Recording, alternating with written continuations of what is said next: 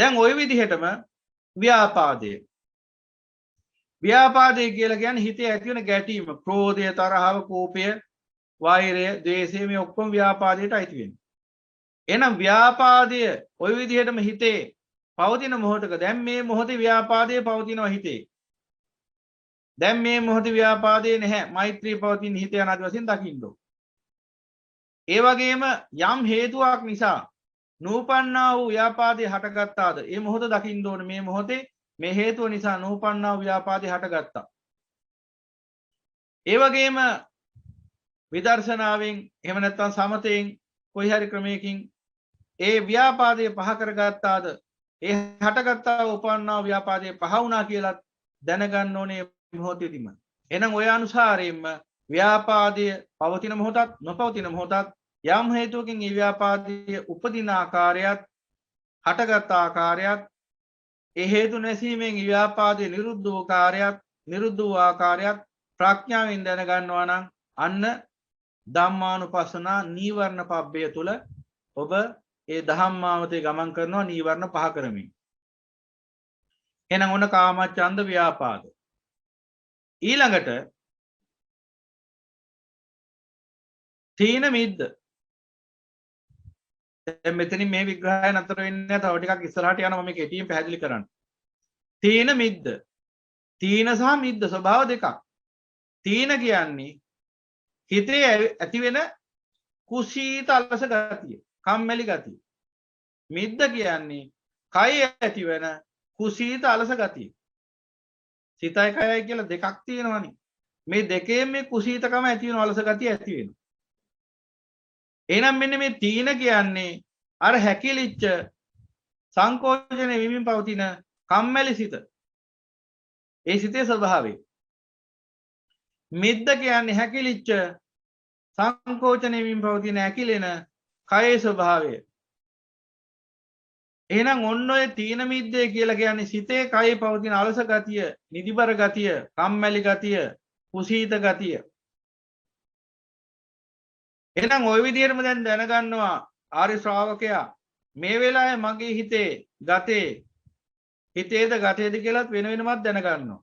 හිතේ ගතේ අලස ගතිය පවතිනවා, කුසීත ගතිය පවතිනවා. මේ වෙලාවේ ලීන චිත්තයක් පවතින්නේ. කියන්නේ කුසීත අලස චිත්තයක් පවතින්නේ. මේ වෙලාවේ කයටත් කම්මැලිකමක් දැනෙනවා, අලස ගතියක් දැනෙනවා, නිදිබර ගතියක් දැනෙනවා කියලා ඒ මොහොතේදී දැනගන්නවා. එහෙනම් මේ තීන මිද්දය පවතිද්දි ඒ ආකාරයෙන් ඒ දැනගන්නවා. එහෙනම් මේ තීන මිද්දේ නොපවතින මොහොතක ඒ තීන මිද්දේ දැන් මේ වෙලාවේ නැහැ කියලා දැනගන්නවා. දැන් බාන අහනකොට අපේ මේ පින්වතුන් ශ්‍රාවක පින්වතුන් බොහෝ විට කියන කාරණාවක් බාන අහගෙන ඉන්නකොට දැන් මට කලින් නම් හරිම අමාරුයි. කලින් නම් පැයක් බාන අහගෙන ඉන්නත් අමාරුයි. පැය භාගයක් අහගෙන ඉන්නත් අමාරුයි.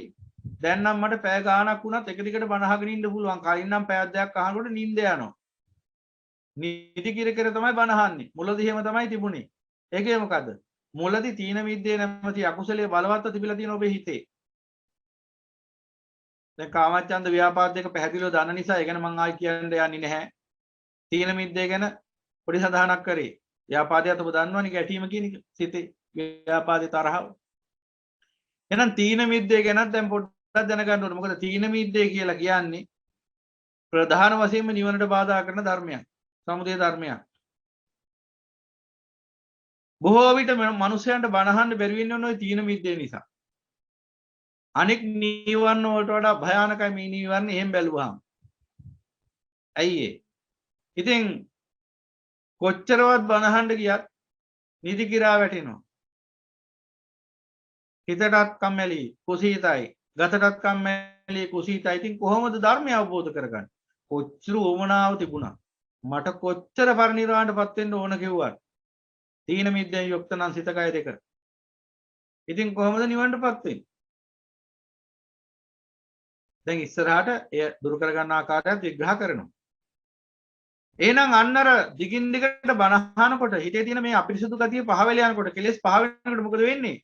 මේ හිතේ පවතින මේ සංකෝචන වෙන ස්වභාවය දුරු වෙලා යනවා. තීනේ දුරු වෙලා යනවා. ඒ වගේම කයේ තියෙන බර ගතියත් නැති වෙලා යනවා. ඊට පස්සේ මොකද වෙන්නේ? කයටත් අන්න අවස්ථාවක් ලැබෙනවා විවේකීව අවදියෙන් ඉන්න. සිතට අවස්ථාවක් ලැබෙනවා.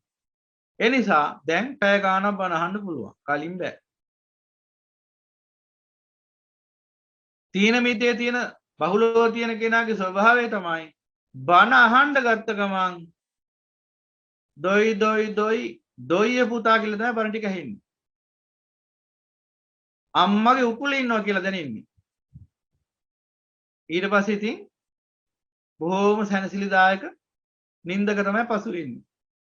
සංසාරේ පුරාම යන්න පුළුවන් ওই මරණින්දේ. ඉතින් ඒක නිසා තීන මිද්දේ පහ කර ගන්න ඕන. අපි ඕන්තරම් දැකලා තියෙන සමහර ශ්‍රාවකයෝ ඉන්නවා බණ කියන්න කට අරිනකොටම තං සුනාථ කියද්දී කට අරිනවා මං කිව්වේ ඇතුලේ බඩවැල් ටිකක් පේනවා. ලොකු ඈනුමත් දෙකක් ගිහිල්ලා අන්තිමට භික්ෂුව ගාමිදගෙන සැතපීලා ඉන්නවා. හිතන්න එතකොට පින්වතුනි අනිත් මිනිසුන්ට මොකද වෙන්නේ කියලා. මේ අත්දැකීම මම මේ කියන්නේ. එතකොට බණහන අනිත් අයටත් අන්න පණිවිඩයක් දෙන උඹලත් නිදා ගනින්න කියලා. අපි ඕක සොළු කොට සැකුවට මේ නිවන් මඟ අහුරා සිටින මහා බාධකයක් මේ තීන මිද්දය. ඔය තීන මිද්දය එන්නෙම හොඳට මතක තියාගන්න මේ බණහන මේ ධර්මයේ හැසිරෙන ඒ වගේම ධර්මයේ සාකච්ඡා කරන ඒ වගේම යම්කිසි භාවනාවක් වඩන වෙලාවක විතරයි. අනිත් තැන්වලදී මේ මායя විසින් මේ සිතනමැති මායя විසින් ওই තීන මිද්ද ඔහොම මතු කරන්නේ. දැන් ආස්වාදයක් පිටිස කටයුතු කරන වෙලාවක ওই තීන මිද්ද එනවද? ඒ වෙලාවට හොඳට හිත ප්‍රබෝධයටපත් වෙලා තියෙනවා. හොඳට කය අවදියෙන් ඉන්නේ වෙලාවට. සිතයි කයයි දෙක වෙඩිල්ල වගේ වෙලාවට. හැබැයි බනහන්න ගිය ගමන් කඩාගෙන වැටෙන ගහක් වගේ ඇලවෙලා තියෙන කොයි වෙලාවෙ වැටෙයිද දන්නේ නැහැ මහ පොළොවට. එහෙම තමයි බනහන්නේ. ඒ මොකක් නිසාද? මේ සංසාරේ භයානකම දකින්න නැති නිසා. සසර භයානක බව දකින්නවා නම් කවදාවත් තීන මිද්දේ ඇති වෙන්නේ නැහැ පින්වතුනි. බණක් අහද්දී. ඒ බණ භාවනාවන්හි නිරත වෙන අවස්ථාවක පුළුවන් තරම් අවදියෙන් ඉන්න උත්සාහ ගන්නවා. ඒ තීන ස්වභාවය මිද්ද ස්වභාවය හිතේ පවතින තුරු යම්කිසි ආකාරයකින් මේ අකුසල නීවරණේ නැగిලා එන්න පුළුවන්. හැබැයි මේ නීවරණයට මිට දීලා කීයටවත් ආර්ය ශ්‍රාවකෙක් ඒ නීවරණයට ජය ගන්න ඊට හැරලා නතර වෙන්නේ නැහැ. දැන් මෙහෙම උදාහරණයක් හිතලා බලන්න. ඔබ දවස් දෙකක් තුනක් නිදිමරලා ඉන්න වෙලාවක වුණත් ඔබ දවස් දෙක තුනක් නිදිමරලා ඉන්නේ. එසේ නමුත් අපි හිතමු ඔබ ඉන්නේ ගිනි වලක් අද්දර අඟලක් දෙකක් ඉස්සරහට ගිය ගමන් ගිනි වලට වැටෙනවා. මහා ගිනි වලක් ළඟ ඉන්නේ.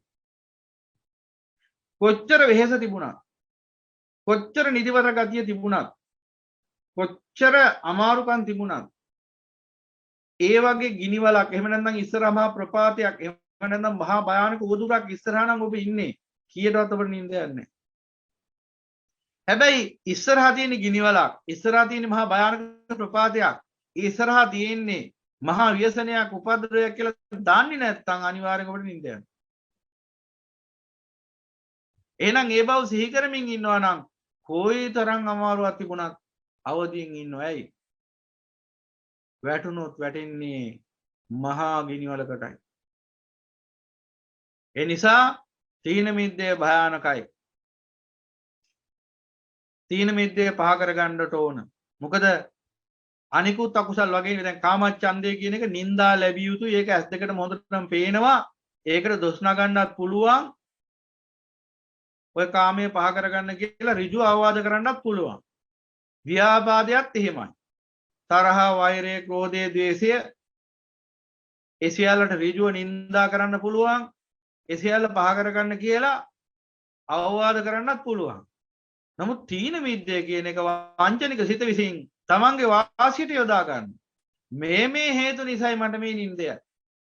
මේ හේතු නිසායි මම මේ නිදි කිරා. මේ හේතු නිසායි මම මේ සැතපීලා ඉන්නේ කියලා අර තීන මිද්දය තමන්ගේ වාසියට යොදා ගැනීමේ හැකියාවක් සිතට තියෙනවා. එදාට මොකද කරන්නේ? තීන මිද්දය සාධාරණීකරණය කරනවා. ඉතින් කොහොමද අවවාද කරන්නේ? ඕනින් බලන්න කල්පනා කරලා. දැන් කවුරු හරි කියන්න පුළුවන් මම මෙහෙම හැසිරිච්ච නිසා මට මේ නිදිමත ගතිය එන්නේ කියලා. බනහත් ඕන තරම් කියලා තියෙනවා එහෙම.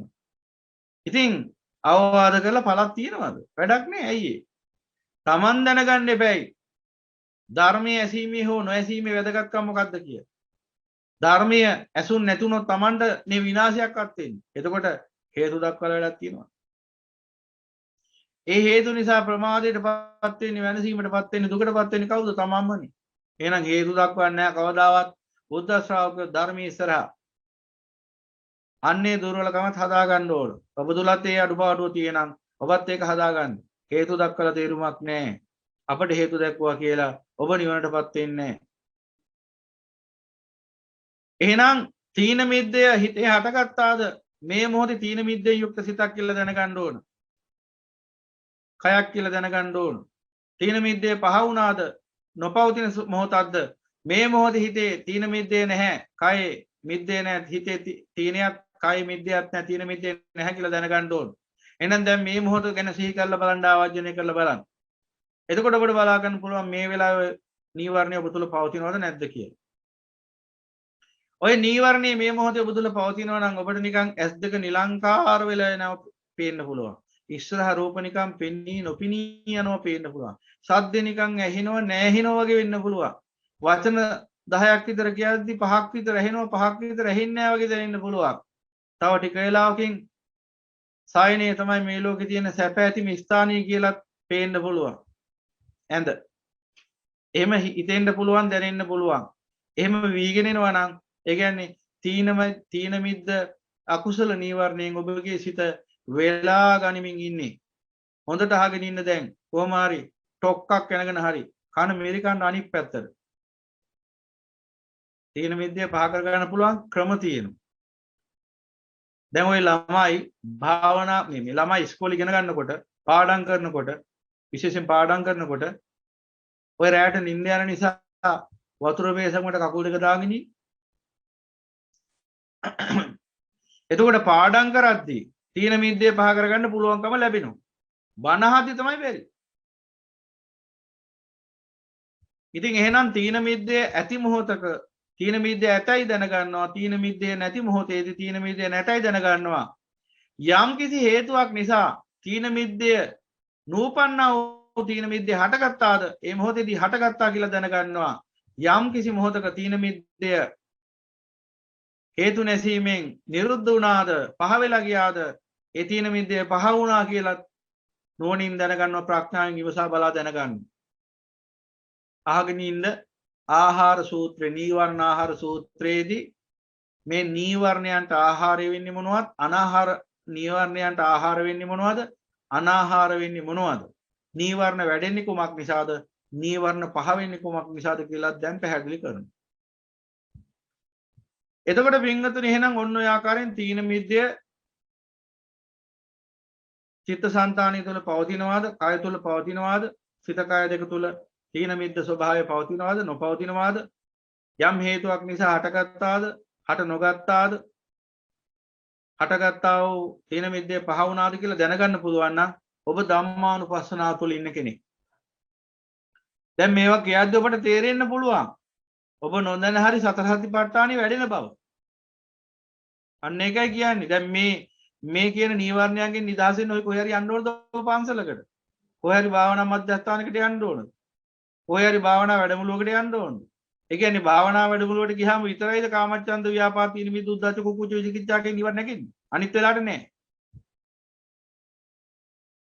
එහෙනම් මේ සතර සතිපට්ඨාන කියන්නේ කොහේ හරි ගිහලා විශේෂයෙන් විශේෂ කාලයක් වෙන් කරගෙන අපි සතර සතිපට්ඨාන භාවනා ප්‍රගුණ කරනවා කියලා කාට හරි කියන්න කරන එකද?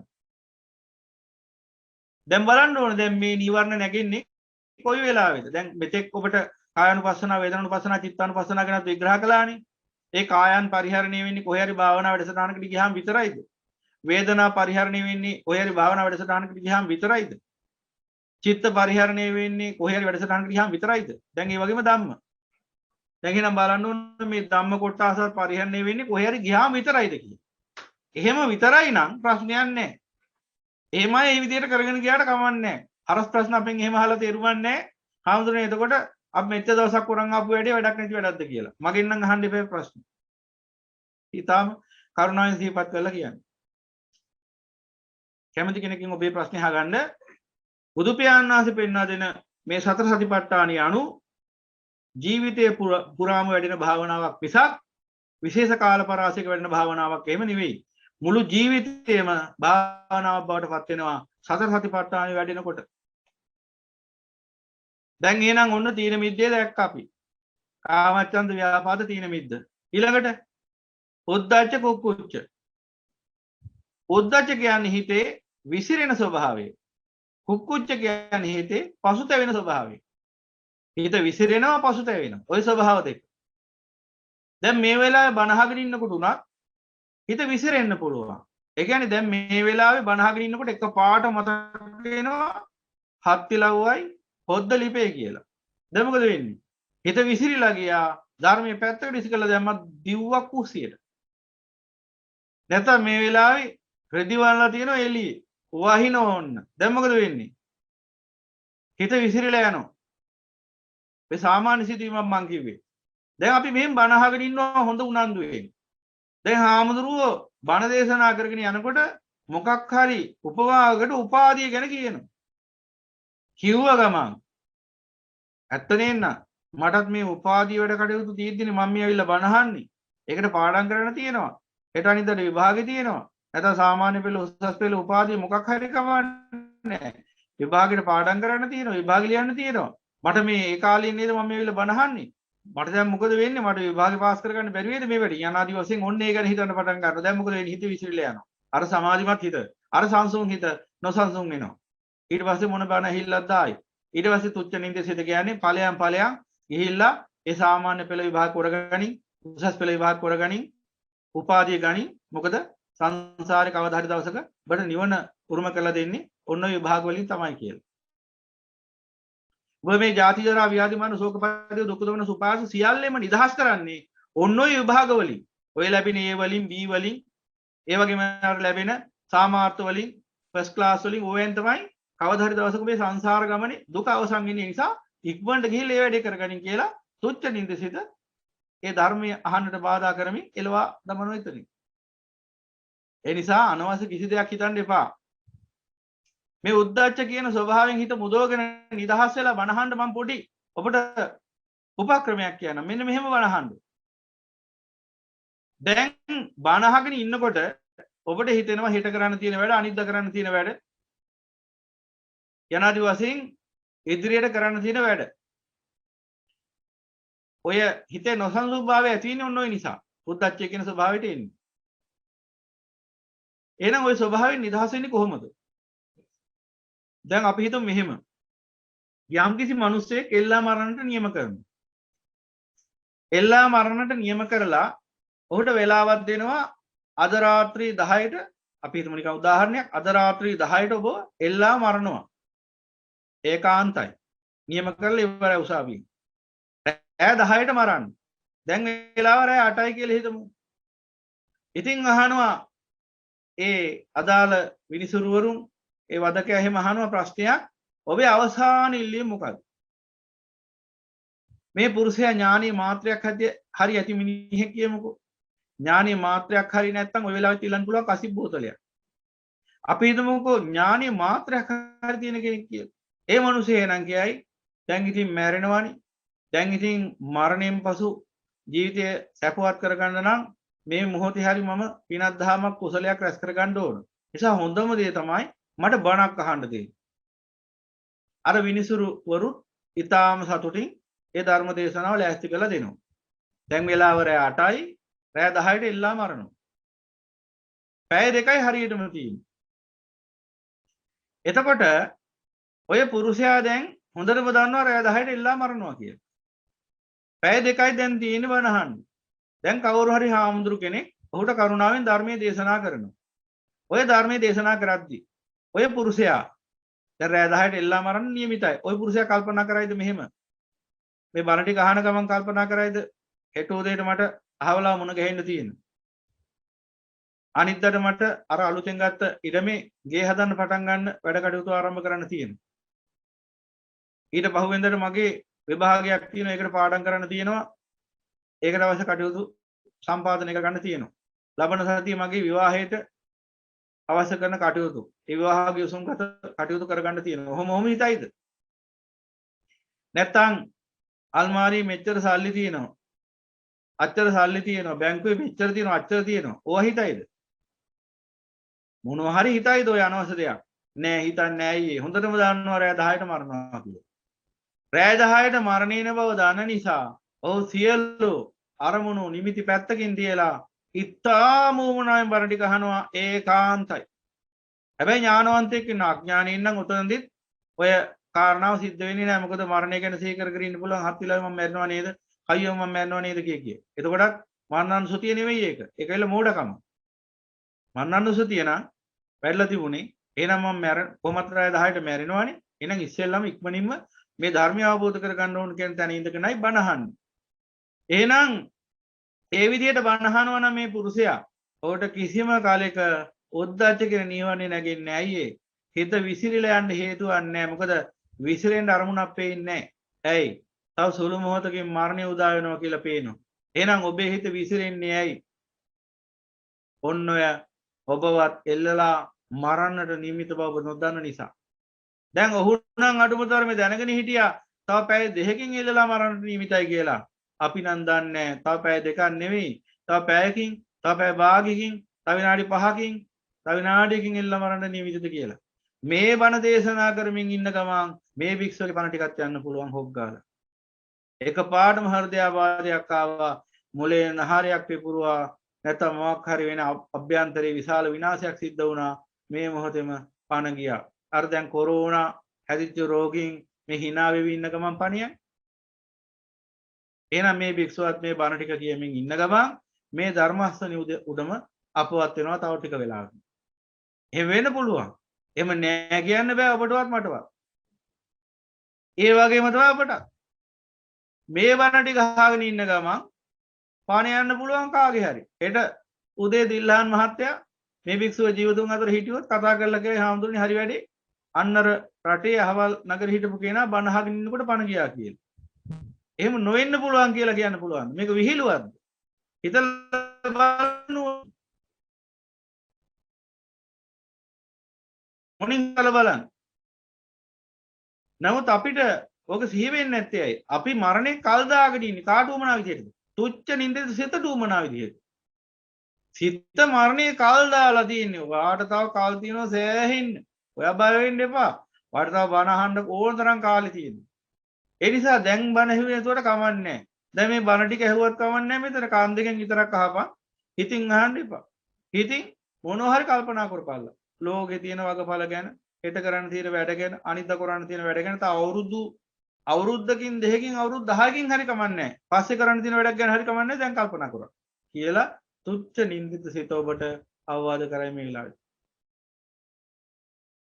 ඒ නිසා මතක තියාගන්න පින්වතුනි මරණය උදා වෙන්නේ කොයි මොහොතේද දන්නේ නැත්නම් අපි හැමතිස්සෙම මරණය උදා වෙන්නේ මේ මොහොතේ කියලා හිතාගෙනයි මේ ධර්මයට කන් දෙන්න ඕන. එතකොට කිසිම කලෙක හිත විසිරෙන්නේ නැහැ. එතකොට ඔබට ධර්මයට වැඩි අරමුණක් පේන්නේ නැහැ ජීවිතේ. ධර්මයට වඩා ලොකු අරමුණක් පේන්නේ නැයි. මේ තියෙන අපේ තියෙන අඥානකම නිසාමයි, අවිද්‍යාව නිසාමයි. ඒවට උත්තර බැඳලා වැඩක් නැහැ. කවුරු කොයි විදිහෙන් උත්තර දුන්නත් වැඩක් නැහැ පින්වතුනි. සම්මා සම්බුදු පියාණන් වහන්සේ මේ අමා ධර්මය අපට පෙන්වා දීලා ඉවරයි. අපි මේ එක එක හේතුකේ ගිය අපේ ප්‍රමාදය ඇති කරගෙන අපි ඒවට අපේම වැරදි ටික සාධාරණීකරණය කරගන්න හදන ඒ වැරදි ටික මේ ආරාමිතින් මම දැකලා තියෙන දෙයක් මම මේ කියන අත්දැකීමක් වශයෙන් කිසිම කෙනෙක්ට මේ අපහාසයක් නින්දාවක් පිණිසෙම නෙවෙයි. වැරදි හැදෙන්න ඕන හැම කෙනෙක් හදා ගන්න ඕන හැම කෙනෙක්ම නැත්තම් ඉතින් කොහොමද සංසාරේ කොච්චර උමනාව තිබුණත් නිවනට යන්නේ කොහොමද? හේතු ඉදිරිපත් කළ වැඩක් නැහැ. කවදාවත් හේතු ඉදිරිපත් කළ වැඩක් නැහැ. වෛද්‍යවරයෙක් බෙහෙත් ටික දුන්නාට පස්සේ රෝගියා බෙහෙත් ටික නොබී අර හේතුව නිසායි බිව්වේ නැත්තේ, සීතල නිසායි බිව්වේ නැත්තේ, උෂ්ණත්වය නිසායි බිව්වේ නැත්තේ, වෙලේ වැඩ කරපු නිසායි බිව්වේ නැත්තේ, දොරවම් පාන්ති අරන් ගිය නිසායි බිව්වේ නැත්තේ, ගහ කඩන් අඩිච්ච නිසායි බිව්වේ නැත්තේ, ලයිට් නැති නිසායි බිව්වේ නැත්තේ කියලා හරියනවද? එක එක හේතු නිසා බෙහෙත් බිව්වේ නැහැ කියලා වෛද්‍යවරයාට නෙමෙයි පාඩු වෙන්නේ Tamanටමයි. බණ අහන් දෙනවා සමහර පිරිස්. ඉතාම උනන්දුවෙන් ඉන්නේ. සමහරට දවස් ගාණක් වද කරලා ඉන්නේ. අනේ හාමුදුරනේ බණපදයක් කියන්න. අනේ හාමුදුරනේ බණපදයක් කියන්න. අනේ හාමුදුරනේ බණපදයක් කියන්න කියලා. සෑහෙන දත කාලා පොර කාලා කොහොම හරි අවස්ථාවක් ලබාගෙන එනවා. බණහන්. පුදුම උනන්දුවකින් ඉන්නේ. ඉතින් ඊට පස්සේ භික්ෂුවත් මොකද කරන්නේ? අර වැඩ ඔක්කොම පැත්තකින් තියලා ඇවිල්ලා බණ කියන්න පටන් ගන්නවා. පුදුම උනන්දුවකින් ඇවිල්ලා ඉඳගත්තේ. භික්ෂුව S2 වහගෙන බණ කියනවා. බණ කියලා ටිකක් වෙලා ගිහිල්ලා S2 අරලා බලනකොට මිනිහා නැහැ. සද්ද නැතුව ගිහිල්ලා. ඊට පස්සේ අපි අහනවා කෝ අර උපාසක මහත්තයා කෝ අර උපාසකම්මා කෝ ආයා දරුව ගන්න ගියා ක්ලාස් එකට. ආයා බැංකුවට ගියා. ආයා ගොවිපොළ බලන්න ගියා. ආයාට නිදිමත හැදිලා ගියා. ආයාට බඩගිනි වෙලා ගියා. ආයාට බඩේ අමාරුවක් හැදිලා ගියා. ඔන්න උත්තර ටික. ඔය උත්තරද කියලා බලන්න ඕන.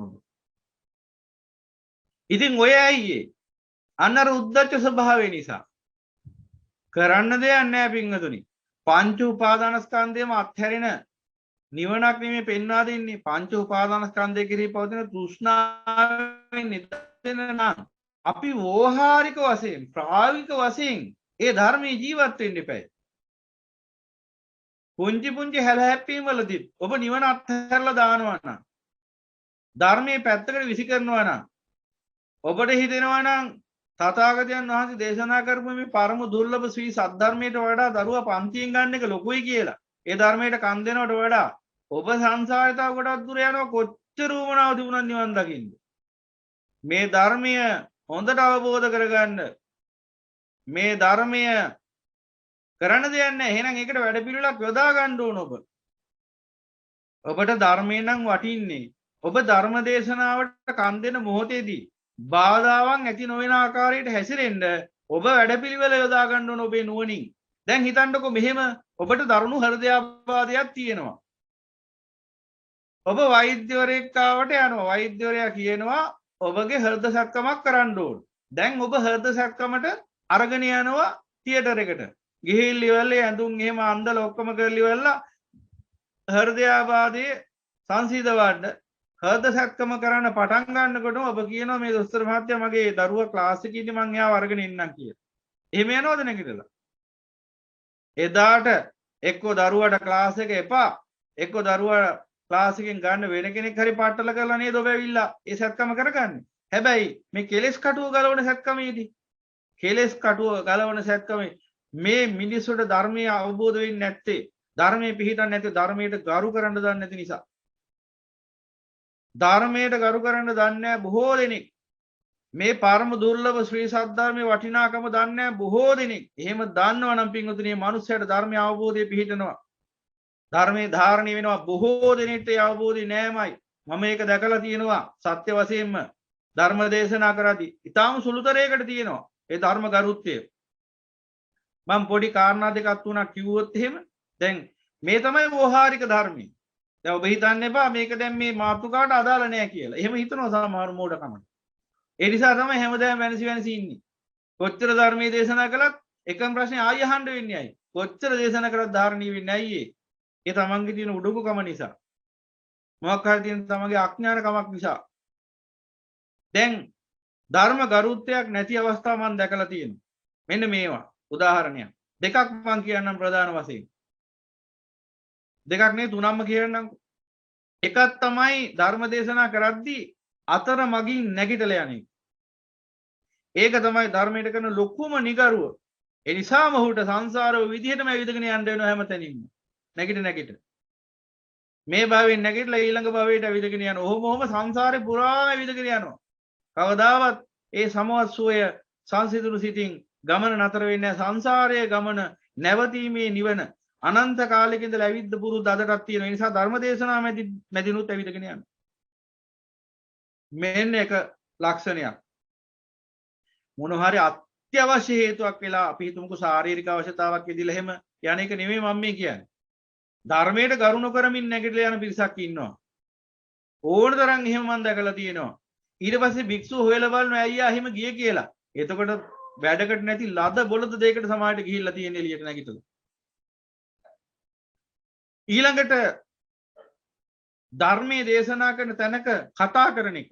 ධර්ම ගරුත්වය ඇති කෙනා කොහොමද කතා කරන්නේ? සමහර විට ළඟ ඉන්න කෙනාට පණිවිඩයක් කියන්න සිද්ධ වෙනවා.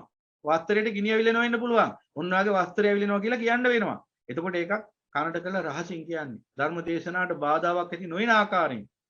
දැන් බලන්න අර අපේ එළිය ඉන්න බාල්ලෝ ටිකක්. උන්ට මෙලෝ ਵਿਚාරයක් නැහැ. උන් දන්නේ නැහැ මෙතන මම ධර්මයේ දේශනා කරනවා කියලා. දැන් උන්ට පුරන්න හිතුනොත් මේ මගේ කනගාටුම ඇවිල්ලා දැන් පුරනවා. ඒ වගේ මිනිස්සු බනහනකොට මේ භික්ෂුව ධර්මයේ දේශනා කරනවා කියලා ਵਿਚාරයක් නැති මිනිස්සු මොකද කරන්නේ? මේ ඉස්සරහා මිදගෙන උනත් කෑකෝ සංගහනවා.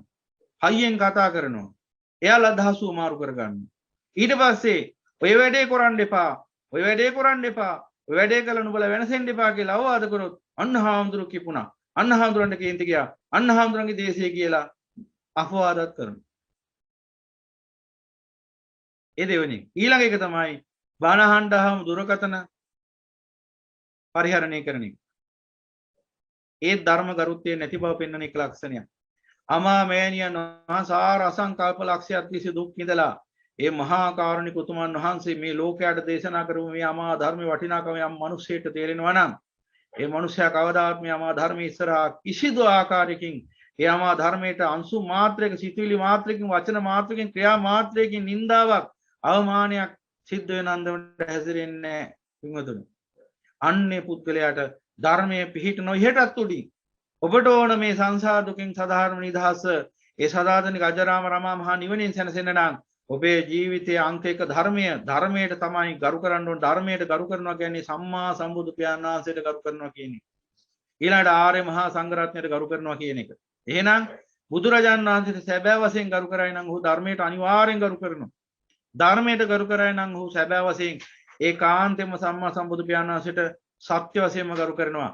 සම්මා සම්බුදු පියාණන් වහන්සේට ශ්‍රී සත්‍ය ධර්මයට සත්‍ය වශයෙන් ගරු කරයි නම් ඔහු ඒකාන්ත වශයෙන්ම ආර්ය මහා සංඝරත්නයටත් ගරු කරනවා. ඒ කියන්නේ ත්‍රිවිධ රත්නයටම ගරු කරනවා. ත්‍රිවිධ රත්නයටම ගරු කරනවා නම් උද්ධච්චය කියන නීවරණය ඉන්නේ නැහැ බණහද්දි.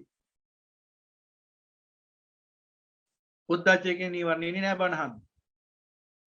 එහෙනම් ඒ උද්ධච්චය කියන නීවරණයෙන් නිදහස් වෙලා බණහන්න පුළුවන්කම ලැබෙනවා.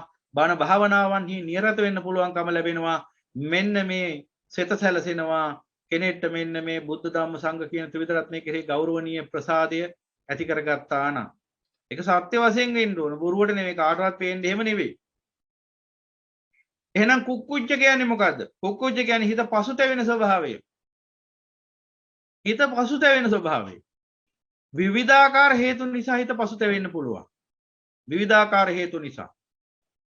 ඒ කියන්නේ තමන් කරපු අකුසලයේ ගැනත් පසුතැවෙනවා. නොකරපු කුසලයේ ගැනත් පසුතැවෙනවා. කරපු අකුසලයේ ගැනත් පසුතැවෙනවා. නොකරපු කුසලයේ ගැනත් පසුතැවෙනවා. බණහද්දි.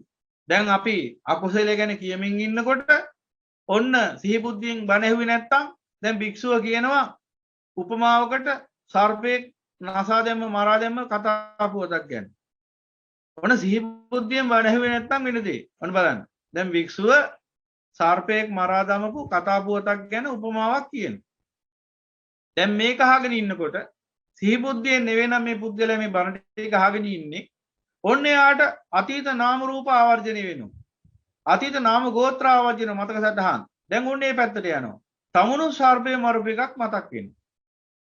තමන් සර්පෙක් මරපු ආකාරය මතක් වෙලා දැන් අකුසලයක් යනාදී වශයෙන් ඒක විග්‍රහ වෙද්දී අයියෝ මම ඒ කාලේ මරුවනේ සත්තු දන්නේ නැතුව මරුවනේ අයියෝ කුසලයක් කරගත්තානේ. අනේ ඒ කාලේ මේ ධර්මයේ දැනගෙන හිටියේ නෑනේ. ඒ නිසා මම සතෙක් මරුවනේ, නායක මරුවනේ, බොලකෙක් මරුවනේ කියලා ඔන්න දැන් ඒක ගැන හිතේ ඉන්නේ. අන්න කරපු අකුසලයේ ගැන තැවෙන්නේ. ඒ වෙලාවේ මොකද වෙන්නේ? ඒ ධර්මය ඇහෙන්නේ නැතුව යනකොට. එතන කොච්චර ගැඹුරු වටිනා ධර්මයක් දේශනා වුණත් අර අනවශ්‍ය දේ හිත ඉන්න නිසා මොකද වෙන්නේ? ඒ ධර්මය අවබෝධ වෙන්නේ නැහැ. ඇහෙන්නේ නැහැ. සෝතාවදාන නැහැ. කනට විතරක් ඇහෙනවා, හිතට ඇහෙන්නේ නැහැ. එහෙනම් අන්න කුක්කුච්ච නීවරණ එක ස්වභාවයක් තමයි කරපු අකුසල් ගැන තැවෙන ස්වභාවය. එහෙනම් මේ බණහද්දී ඔබ කරපු අකුසල් ගැන තැවෙන්න යන්න එපා.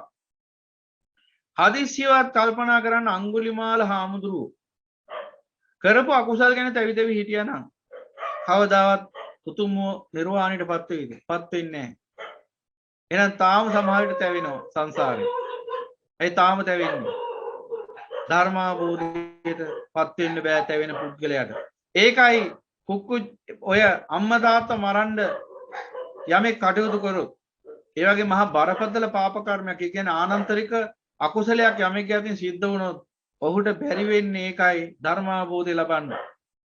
ඇයි හැම තිස්සෙම ඔය අකුසලයේමයි සිහි වෙන්නේ.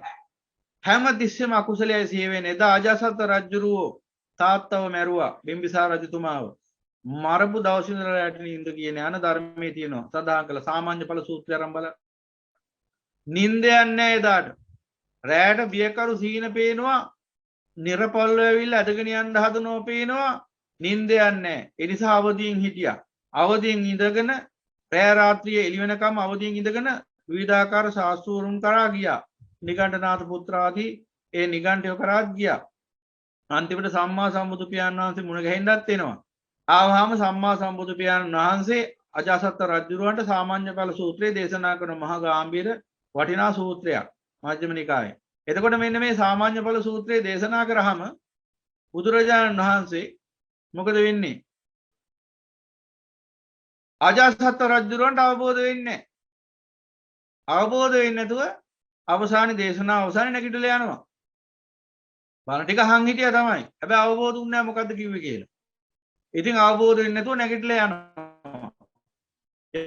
සම්පියානසි භික්ෂුන් ආමන්ත්‍රණය කරලා දේශනා කරනවා මහාන ඔය අජාසත් රජුරෝ එදා පියතුමා ඝාතනය කරු කීර්තු ඝාතක ආනන්තරික අකුසල කර්මය කරගත්තේ නැත්නම් ඔහු අද මේ දහම් මණ්ඩපයේදී සෝවාන් වෙන කෙනෙක් කියලා.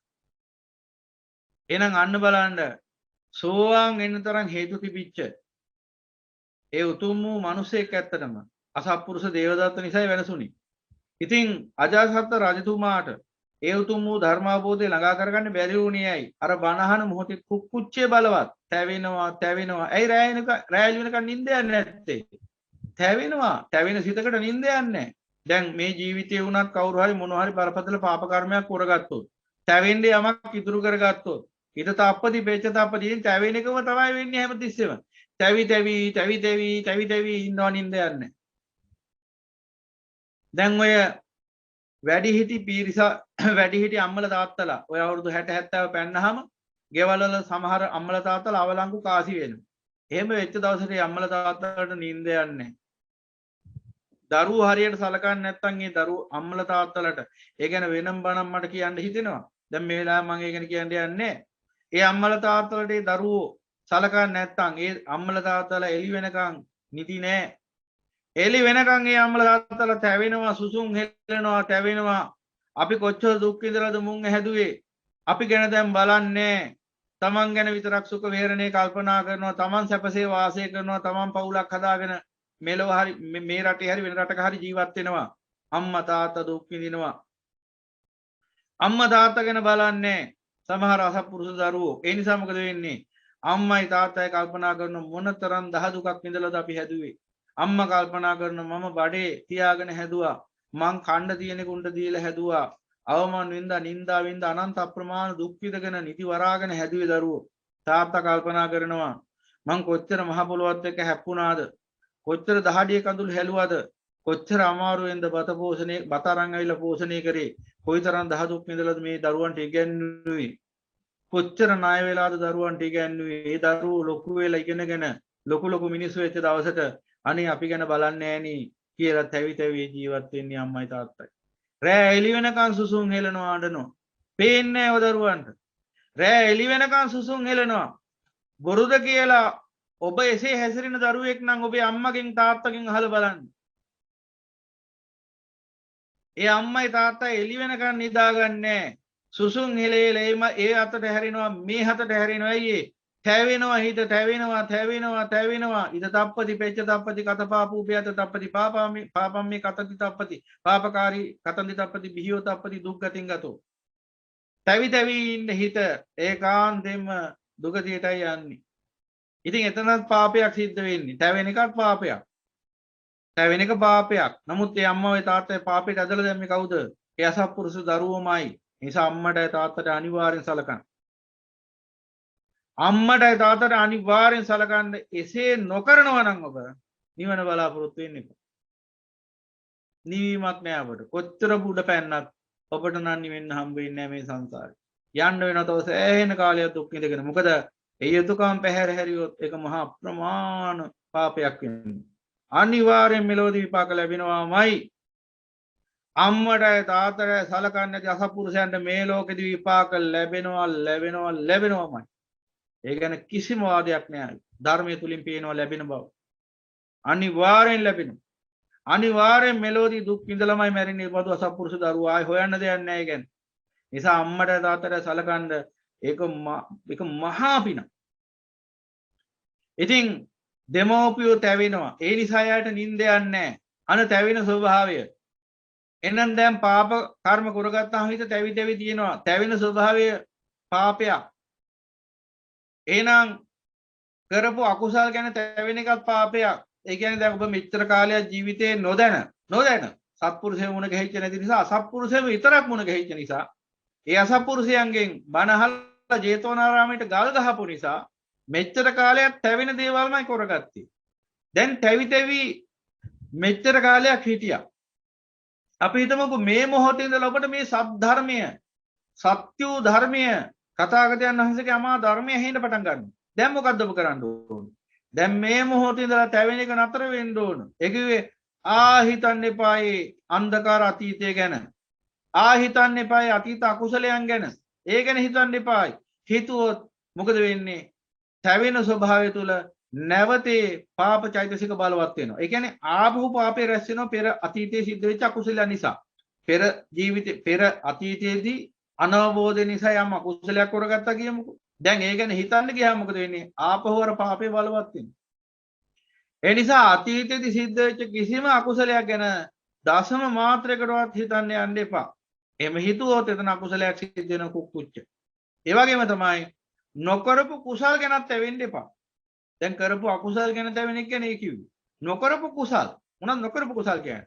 දැන් මම උදාහරණයක් කිව්වොත් එක්තරා අපේ මේ ශ්‍රාවක පින්වතෙක් නිතර කියන කතාවක් බනහද්දි. දැන් මේ මට පේනවා එතකොට ඔහු තුල ඒ කුක්කුච්චේ නැගින්නේ කියලා. ඉතින් පැහැදිලි කරලා දෙනවා ඉතින්. කොතර දුරකට කනකට ගන්නවද නැද්ද කියලා අපි දන්නේ නැහැ. මොකද? දැන් මේ වරණ ටික අහගෙන ඉන්න ගමන් කල්පනා කරනවා දැන් මගේ වයස අවුරුදු 50යි 55යි. අපරාධේ මට මේ වරණ ටික කලින් ඇහුන්නේ නැහැ. අපරාධේ මට මේක අවුරුදු 20 25 වගේ කොල්ලා කාලේදී ඇහුන්නේ නැහැ නේ. බඳින්න ඉස්සෙල්ලා ඇහුන්නේ නැහැ නේ. දරුවා දාගන්න ඉස්සෙල්ලා ඇහුන්නේ නැහැ නේ. එහෙම ඇහුණා නම් අපරාධේ මම මෙලහට එනනම් මේ දුකින් නිදහස්නේ. එහෙනම් මේ බන්ධනයන්ගෙන් නිදහස්නේ. එහෙනම් මං කොච්චර සැනසීමකින් ජීවත් වෙන කෙනෙක්ද? අයියෝ මට වෙච්ච දෙයක්. අපරාධේ මගේ පෞකාරකමට බණ ටික ඇහුන්නේ නැහැ. මේ මට කලින් ඇහුන්නේ නැහැ නේ. අනන්ත වශයෙන් මෙන්න බණ කියද්දි ඒ පුද්ගලයා හිතනවා Tamanට මේ ධර්මයේ අතීතයේදී ඇහුන්නේ නැහැ නේ කියලා. ඒ කියන්නේ නොකරපු කුසල් ගැන දැන් තැවෙනවා. අතීතයේදී මට මේ දේ කරගන්න බැරුණානේ. අතීතයේදී මේ වගේ පින්කම් කරගන්න බැරුණානේ. අතීතයේදී මේ වගේ බණ අහන්න බැරුණානේ. අතීතයේදී මේ වගේ ත්‍රිවිධ රත්නයේ පිහිට ලබා ගන්න බැරුණානේ. අනේක වශයෙන් අතීතයේදී නොකරපු කුසල් ටික ගැන දැන් හිතනවා. දැන් මොකද වෙන්නේ? දැනුත් වෙන්නේ අරකමයි. මොකද?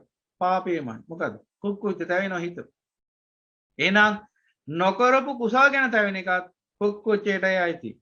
ඒ නිසා කරපු අකුසල් ගැන හිතන්නත් එපා. නොකරපු කුසල් ගැන හිතන්නත් එපා. මේ මොහොතේ කළ යුත්තේ ගැන හිතන්න. මේ මොහොතේ ඔබ නිවැරදි නම්, මේ මොහොතේ ඔබේ හිත පිරිසුදු නම්, මේ මොහොතේ ඔබ පිරිසුදු ජීවිතයක් නම් ගත කරන්නේ ඔබට ඒකාන්තයෙන් ඒ අමා සැපතු උරුම කරගන්න පුළුවන් පංච ආනන්තරික පාප කර්ම කොල්ල නැත්තම්. පංච ආනන්තරික පාප කර්ම කොල්ල නැති ඕනම කෙනෙක්. ඒ කියන්නේ මව මැරීම, පියා මැරීම, බුදු පියාණන් වහන්සේගේ ශරීරය ලේසලවීම, රහතන් වහන්සේ කෙනෙක් ඝාතනය කිරීම සහ සංඝ ભેදය කියන මෙන්න මේ අකුසල පහෙන් එකක්වත් කරගෙන නැත්නම් ඔබ සියලු දෙනා ඉන්නේ නිවනේ ස්වර්ණ ద్వාරේ. ඒ නිසා ඒ ద్వාරෙන් ඇතුල් වෙන්න ඔබට ඒකාන්ත වශයෙන්ම සුදුසුකම තියෙනවා. ඒ නිසා පින්වතුනි ඔන්න කුක්කුච්චේ කියන අකුසල ස්වභාවයත් අඳුරගෙන බනහද්දි කවදාවත් කරපු අකුසල් ගැන හෝ නොකරපු කුසල් ගැන තැවෙන්න යන්න එපා. එහෙනම් ඔන්න උද්දච්ච කුක්කුච්ච කියන නීවරණයෙන් ඔබ නිදහස් වෙනවා එදාට. කාමච්ඡන්ද ව්‍යාපාද උද්දච්ච කුක්කුච්ච විචිකිච්ඡා. දැන් අන්තිම එක විචිකිච්ඡාව. විචිකිච්ඡාව කියන්නේ මොකක්ද? විචිකිච්ඡාව ඔන්නෝක කවුරුත් දැනගන්න ඕන දෙයක්. මේ අපේ සමහරලාට ශ්‍රාවක පින්වතුන් තුල මතුවෙලා එන එකක්. විචිකිච්ඡාව කියන්නේ මොකක්ද? විචිකිච්ඡාව කියලා කියන්නේ ප්‍රඥාවෙන් ධර්මයේ තෝර බේර ගනි නැති නිසාම හැමතිස්සෙම ඇති වෙන සැකය. හැමතිස්සෙම යමක් ගැන සැකය ඇති වෙනවා. කාටද විචිකිච්ඡාව ඇති වෙන්නේ? විමර්ශන බුද්ධිය නැති කෙනාට. ධර්මයේ විමර්ශනය කරගන්න බැරි කෙනාට. දැන් මං මේ නීවරණයන්ගෙන් නිදහස් වෙන්නේ කොහොමද කියලා පැහැදිලි කරනවා. එතකොට හොඳට අහගන්න. ධර්මයේ විමර්ශනය කරගැනීමේ හැකියාව නැති කෙනාට මොනවා හරි දෙයක් පෙන්ලා දුන්නොත් විමර්ශනය කරගන්න බැරි නම් එයා විචිකිච්ඡාවෙන් තර්කවාද නගනවා. එහෙම තිබුණාද? එහෙම එකක් හරිද? ඒක හරිද? එක්ක ඔය තිබුණාද? පොතක තිබුණාද? අරහේ තිබුණාද? මෙහෙ තිබුණාද? කවුරු හරි පිළිගත්තද ඒක යනාදි වශයෙන්? විමර්ශනය කරන්නේ තමන් නුවණින් ප්‍රඥාවෙන්. ඕන තරම් ඊට අදාළ මූලාශ්‍ර තියෙන්න පුළුවන්. එහෙම විමර්ශනය කරන්නේ දෘෂ්ටිවාද නිසා දෘෂ්ටිවාද හැදෙන්නේ මේ මහයට තමයි. දෘෂ්ටිවාද තියෙන අය තුල මෙන්න මේ විචිකිච්ඡාව කියන එක අතිශය බහුලයි.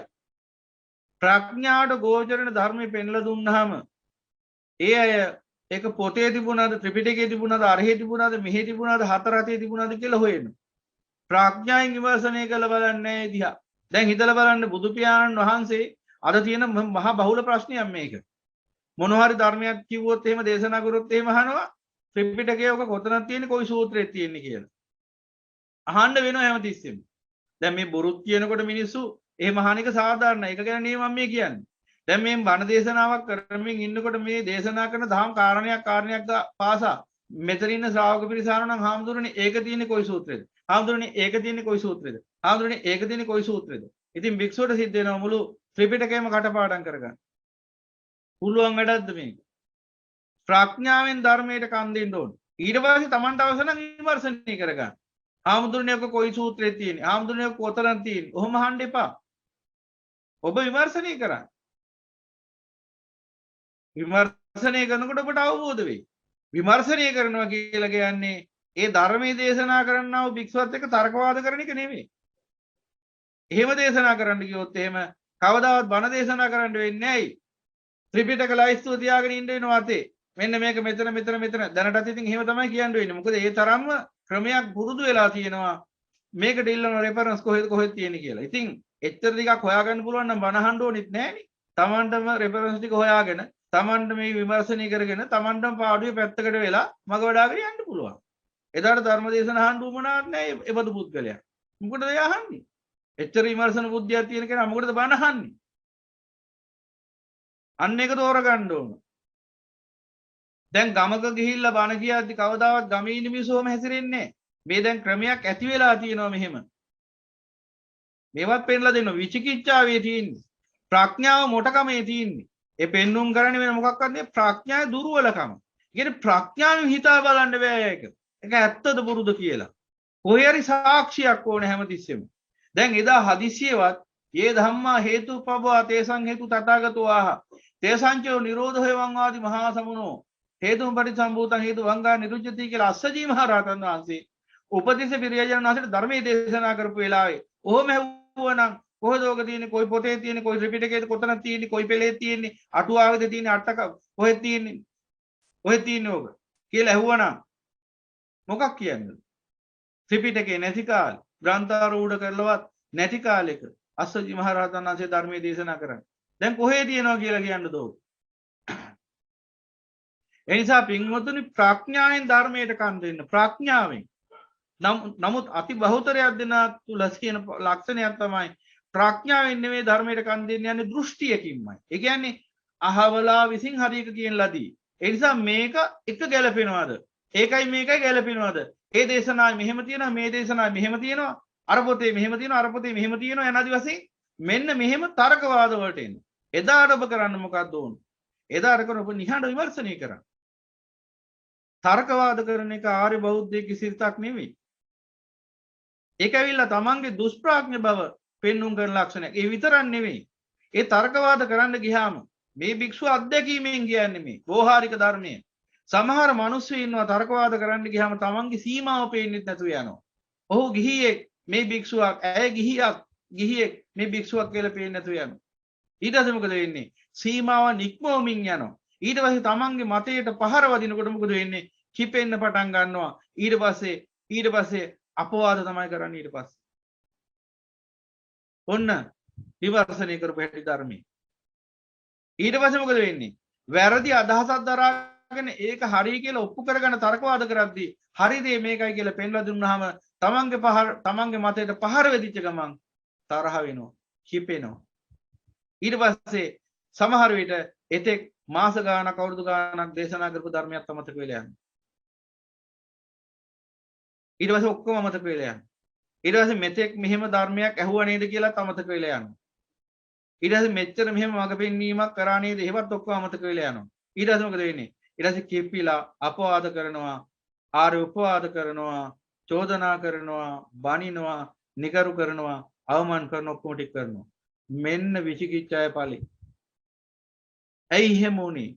ධර්මයේ ප්‍රඥාවෙන් නිහඬව විමර්ශනය කරන දන්නේ නැති නිසා. ප්‍රඥාවෙන් ධර්මයේ නිහඬව විමර්ශනය කරන කිසි කෙනෙකුට ඔය අගතියටපත් වෙන්න හේතු නැහැ. යම් කිසි භික්ෂුවක් යම් ධර්මයක් දේශනා කරද්දී ඒ ධර්මයේ තමන්ගේ ප්‍රඥාවට ගැලපෙන්නේ නැත්නම්, ගෝචර වෙන්නේ නැත්නම් ඒ ධර්මයේ බහා තබන්න පුළුවන් පැත්තකින්.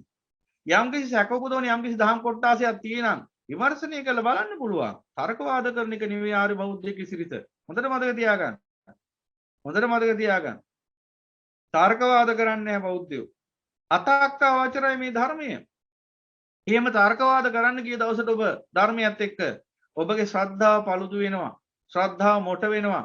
ඊට පස්සේ ඔබ දන්නේම නැතුව ඔබගේ අතින් ආර්ය උපවාද සිද්ධ වෙලා ඔබ අන්තිමට නිවන් මාර්ගත් වහගෙන සමහර විට ධර්මාබෝධය නොලද කෙනෙක් නම් ආයි ධර්මාබෝධය ඇති කරගන්න බැරි විදිහටම ප්‍රඥාව මොට වෙලා ගිහිල්ලා මෙලද මනුෂ්‍ය ජීවිතේ නැති වෙලා යන්න අවසන් වෙලා යන්න පුළුවන් නිකරුණේ හිස් අතින්. එහෙම වෙනවා. ඒ නිසා ඊටාම කරුණාවෙන් පෙන්ලා දෙන්නේ ධර්ම විමර්ශනීය කිරීම කියලා කියන්නේ නිහඬව ප්‍රඥාවෙන් බුද්ධියෙන් කළ යුත්තක් මිසක් කෑකෝසාන් ගහගෙන ගහ මරාගෙන වාද විවාද ඇති කරගෙන අර නිගණ්ඨය පරිබ්‍රාජකයෝ වගේ හැසිරෙන එකට නෙවෙයි. මේවා පෙන්නලා දෙන්නේ කරුණාවෙන්.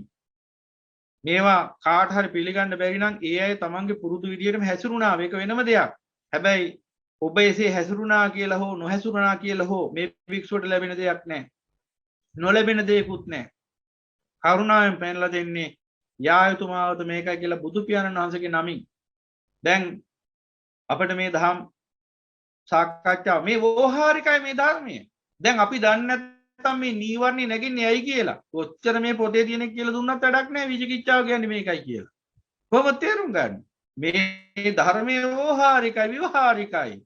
විවහාරික ධර්මයක් න්‍යායාත්මක විතරක් තේරුම් ගන්න ගිය දවසට ඔබ ඒකාන්තයෙන් ඔබ නිකන් දැනුමක් ඇති නිකන් පොතක් වගේ වෙනවා. පොතක් තියෙනවා පොතේ සෑහෙන දේවල් තියෙනවා පොතටවත් වැඩක් නැහැ නේද? ඒ වගේ පුද්ගලික බවටපත් වෙනවා.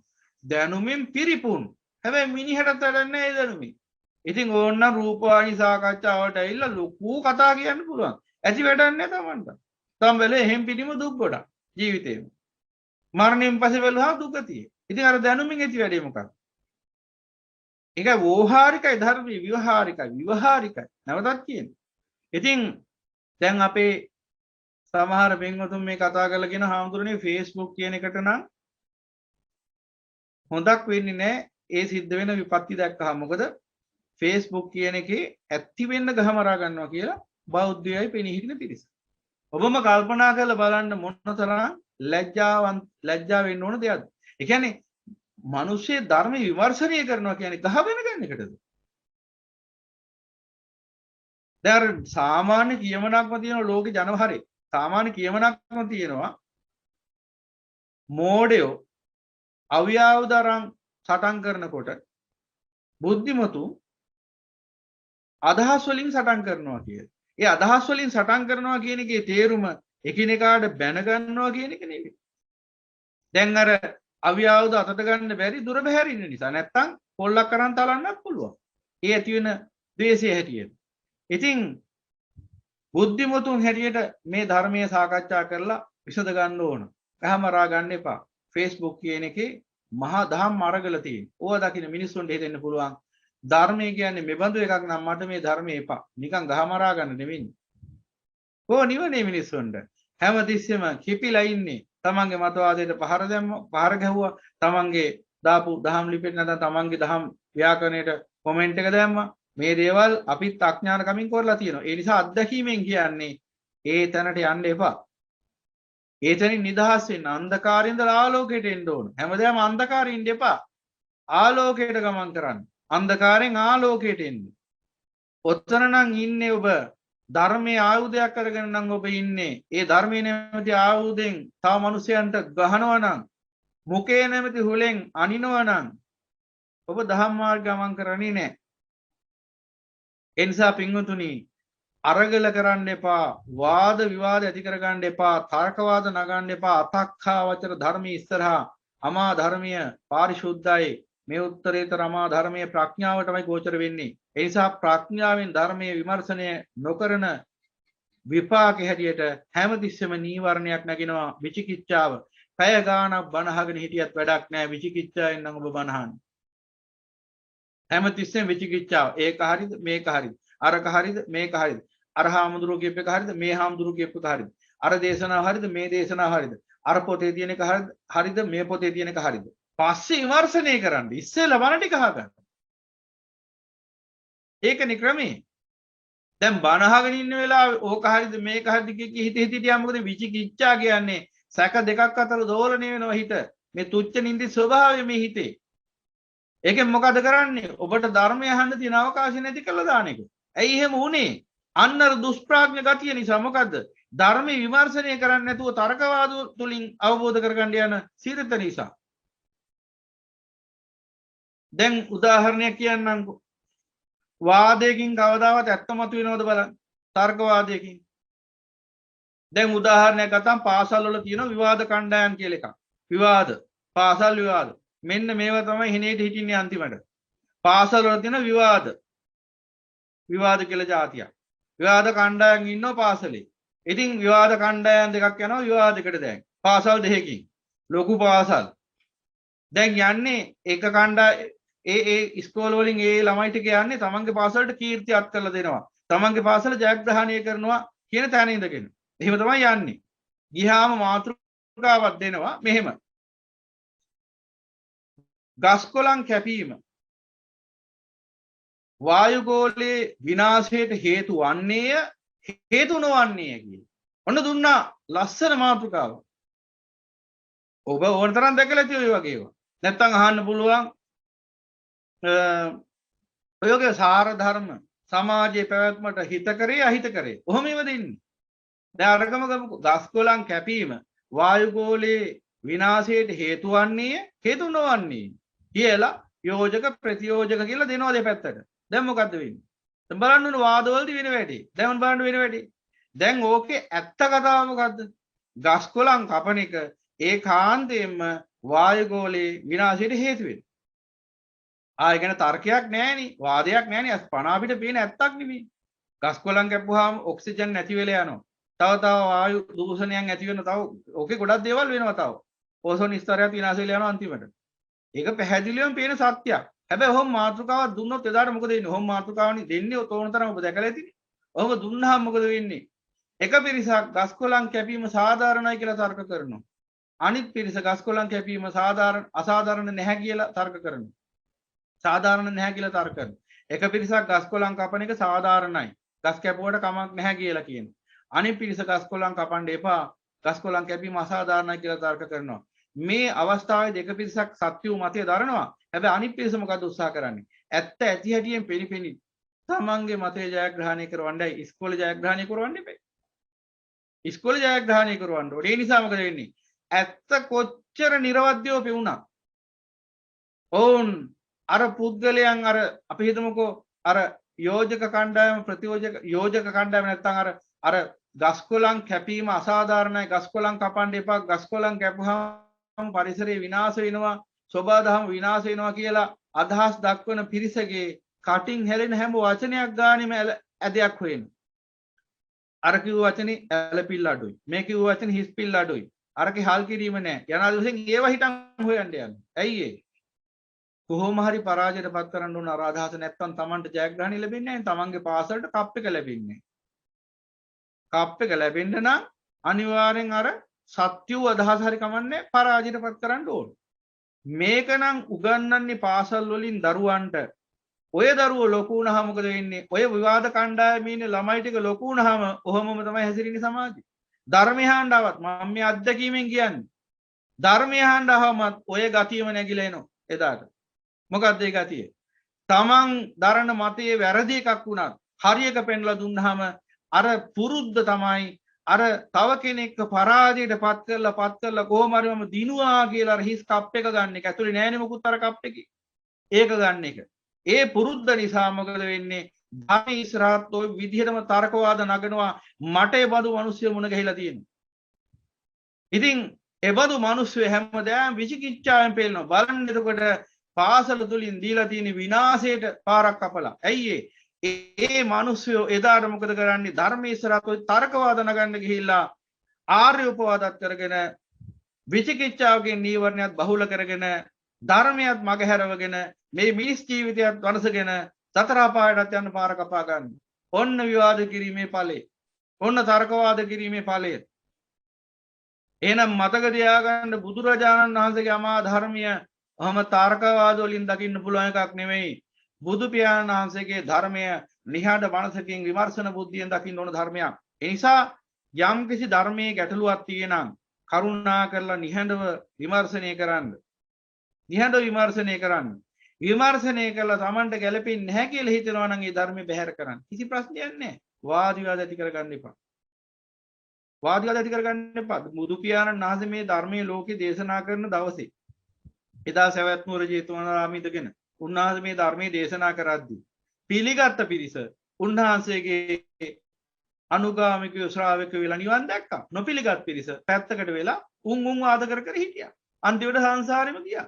දේවදත්තල චාප්පග්ගිය වජ්ජිපුත්තක ආදී භික්ෂූන් පවා එතන හිටියා. ඒ අය විනාශ වෙලා ගියා අන්තිමට. ඉතින් ඒ නිසා මතක තියාගන්න තථාගතයන් වහන්සේගේ ධර්මයේ තුල සුවචෝ චස්ස මුදු අනතිමානී සුවච භාවයේ තියෙන්න ඕන. කීකරු භාවයේ තියෙන්න ඕන. ඒ කියන්නේ බුද්ධ වචනේ ඉස්සරහා අපි තර්කවාදන ගන්න යන්නේ වාද විවාද ඇති කරගන්නේ. ඒ වාද විවාද කියලා කියන්නේ පින්වතුනි අඥානකමේ ලක්ෂණයක්. යමෙක් ඒ වාද විවාද ඇති කරගන්නවා කියන්නේ ඔහුගේ අඥානකම් ප්‍රකට කිරීමක්. මොකද ඒ වාද විවාදයේ නිසා ඔහුටවත් ඒ වාදයට ලක්වන්නාටවත් සැනසීමක් අත්වෙන්නේ නැහැ. ඒ දෙදෙනාටම ඇති වෙන්නේ අන්තිමට 10ක් විතරයි. ඒ නිසා වාද විවාද නම් කරන්න එපා. මේ භික්ෂු ඉතාම කරුණාවෙන් කියන්නේ හැම වෙලාවෙම ඕනෑම කෙනෙක් එක වාද විවාද කරගන්න මේ භික්ෂුව හැර. කැමති ඕන කෙනෙක් එක්ක කැමති ඕන කෙනෙක්ට ඕන වාදයක් නගන්න පුළුවන්. මේ භික්ෂුවත් එක්ක බෑ. ඒකට හේතුව මේ භික්ෂුව ප්‍රඥාව තුලින් ධර්මයේ දකින්න මිසක් තර්කයෙන් ධර්මයේ දකින්න යන්නේ නැහැ. ඒ නිසා තර්කවාද ලෞතුරු වර්ණට අදාළ නැත. ඒ නිසා ලෞතුරු වර්ණේ බණ අහන සත්පුරුෂාර ශ්‍රාවකයන්ට විචිකිච්ඡා නීවරණේ නැත. එහෙනම් විචිකිච්ඡා කාටද ඇතිවෙන්නේ? ඔන්න ඔය අයට තමයි. විචිකිච්ඡා ඨානියා ධම්මෝ කියලා කොටසක් තියෙනවා. විචිකිච්ඡාවට හේතු වන ධර්ම කොටාසයක් තියෙනවා. ඕවා තමයි ඔන්න ඔය තර්කවාද. තර්කවාද වලින් තමයි මේ විචිකිච්ඡාවකින් නීවරණය බහුල වෙන්න ගන්න. බලන්න පොඩ්ඩක් අරගෙන ඔය Facebook එකේ හරි කොහේ හරි කමන්නේ ගහමරා ගන්න අය. ගහමරා ගන්න අයගේ පොඩ්ඩක් බලන්නකෝ අදහස්. එයා කියන එක එයා දන්නෙත් නැහැ. මෙයා කියන එක මෙයා දන්නෙත් නැහැ. එයා කියන එක එයා හරි කියලා ඔප්පු කරගන්න දඟලනවා. මෙයා කියන එක මෙයා හරි කියලා කියන්න ඔප්පු කරගන්න දඟලනවා මිසක් බුදු පියාණන් වහන්සේ දේශනා කරපු සත්‍ය ධර්මය මේකයි කියලා දකින්න දෙදෙනාම උත්සාහ කරන්නේ. සමහරට ඔය දෙදෙනාගෙන් එක්කෙනෙක් නිවැරදි වෙලා හරි එක පෙන්ලා දුන්නත් අනිත් කෙනා පිළිගන්නේ නැහැ. මොකෝ තමන්ගේ මතයට විරුද්ධ නිසා. ඒ නිසා විචිකිච්ඡාව කියන්නේ ඔන්න ඔය සැක ස්වභාවය. ධර්මයේ තුල හට ගන්නා මේ සැක ස්වභාවය. ඕකම පින්වතුනි මහා ව්‍යසනයක් මෙන්න ධර්මයේ තුලදී. මේ විචිකිච්ඡාව නිසා කී දෙනෙක් දැන් ඔය කිව්ව නීවරණ වලින් විවිධාකාර නීවරණ නිසා මේ මිනිස්සු ධර්මයට කම් දෙන්නේ නැතුව පැත්තකට වෙනවා. ප්‍රධාන වශයෙන්ම විචිකිච්ඡා නිසා කී දෙනෙක් කම් දෙන්නේ නැද්ද? ඒ වගේම තමයි මේ ධර්මයේ ව්‍යවහාරිකයි. මම මේ ව්‍යවහාරික ධර්මයක් දේශනා කරන්නේ. බුදු පියාණන් වහන්සේගේ නාමයෙන්. එහෙම නැතුව න්‍යායාත්මකව මේ නිකන් තියරි එකක් නෙවෙයි මේ. න්‍යායාත්මකව අවබෝධ කරගන්නවා. හැබැයි ඒ න්‍යායාත්මක ධර්මය අපේ ජීවිතය තුළ අපට අත්දකින්න බැරි නම් අපට භාවිත වෙන්නේ නැත්නම් ඒ ධර්මයේ ව්‍යවහාරික නැහැ. එහෙනම් ව්‍යවහාරික ධර්මයක් මේ දේශනා කරන්නේ. දැන් ওই විචිකිච්ඡා නැගෙන තවත් ක්‍රමයක් තියෙනවා. ඒකත් කියන්න ඕන. විචිකිච්ඡා නීවරණයට හේතු වෙන දෙයක්. කවුද? අසත්පුරුෂ දුෂ්ප්‍රඥය අසුරු කිරීම. ඇයි එහෙම කියන්නේ? ඕන තරම් ඉන්නවා විශේෂයෙන්ම මේ සම්බුද්ධ ශාසනය කියන මෙන්න මේ සම්බුද්ධ ශාසනය යනුවෙන් මේ මිනිස්සු අර්ථකථනය කරන මේ අවකාශෙමයි මේ මිනිස්සු මුණ ගැහින්නේ. ඒකයි පුදුම වැඩේ කියන්නේ. ඒ අය පෙනී හිටින්නේ මේ අපි වෙන ධර්මදරයෝ විනයදරයෝ යනාදි වශයෙන්. ඒ මිනිස්සුම තමයි මේ විනාශ කරන්නේ. මොකද්ද ඒ ඊළඟ ධර්මයේ අසත්පුරුෂ දුෂ්ප්‍රඥ කිව්වේ යම් කිසි කෙනෙක් බණහඬ ලෑස්ති වෙනකොට කෙලිම කියනවා එපා එපා ඔය ධර්මයේ අහන්න එපා. එපා එපා ඕක අහන්න එපා. ඕක වැරදි. ඕක වැරදි. ඕක අහන්න එපා. ඕක අහන්න එපා. විමර්ශන බුද්ධියෙන් අහලා බලන්න කියලා කියන්න පුළුවන්. අහලා බලපල්ලා කමන්නේ. හැබැයි ප්‍රඥාවෙන් ධර්මයේ තෝරගන්න. එපා එපා. එහෙම එපා කියනවනම් මෙන්න මේ හේතු නිසායි. මෙන්න මේ එපා කියන්නේ කියලා සාධාරණ හේතු ඇතුව පෙන්ලා දෙන්න පුළුවන් වෙනෝනේ. එහෙම නෙවෙයි. ද්වේෂයක් වෛරයක් හිතේ ඇති කරගෙන කිසිම තේරුමක් නැතුව දේශකයා කෙරෙහි මොකක් හරි වෛරයක් ද්වේෂයක් ඇති කරගෙන තමන්ගේ මොකක් හරි තමන්ට මොකක් හරි සිද්ධ වුණා කියලා. ඒක තමන්ට වැඩක් වුණා. තමන්ට අලාභයක් සිද්ධ වුණා. තමන්ට තමන්ගේ ප්‍රතිලාභය නැති වුණා. තමන්ගේ පිරිසාඩු වුණා. එහෙම නැත්නම් තමන්ට නින්දා මොකක් හරි එකක් අල්ලගෙන දේශකයා කෙරෙහි වෛරයක් ඇති කරගෙන ද්වේෂ තරහක් ඇති කරගෙන එපා එපා බණ අහන්න එපා කියලා මැසේජ් යවනවා. ඊමේල් යවනවා. දුරකථන ඇමතුම් දෙනවා. එතකොට ඒ අනිත් පැත්තේ ඉන්න ඒ පණිවිඩය ලබන පාර්ශවය කෙනත් ඒ වගේම දුෂ්ප්‍රඥ මිනිහින් නම් මොකද කරන්නේ? ඔහුට විචිකිච්ඡාවක් ඇති නැතිනම් පස්සේ ධර්මය කියන්නේ. ඊට පස්සේ ඒ විචිකිච්ඡාවෙන් යුක්තව හදිසියෙත් අපි හිතමු විචිකිච්ඡාව ඇති වුණා. දැන් ඊට පස්සේ ඇහුවේත් බන. ඇහුවට අවබෝධ වෙන්නේ නැయ్యේ. විචිකිච්ඡාවෙන් හැමතිස්සෙම අරය කිව්වනේ මේක වැරදි කියන්නේ.